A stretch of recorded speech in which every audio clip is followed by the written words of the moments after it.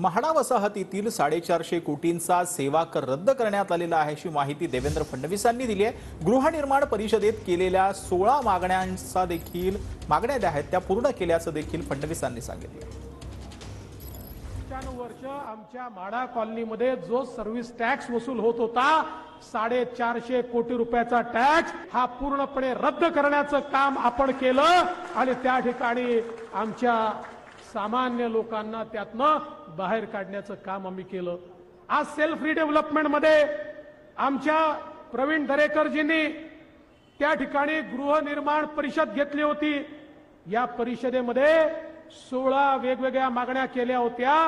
या 16 ही मागण्यांचा GR आपल्या सरकारने काढला। आता जो आम मुंबईकर आहे, जो गरीब आहे, जो मध्यमवर्गीय आहे, याच्या पुनर्विकासाचं स्वप्न हे पूर्ण होणार आहे।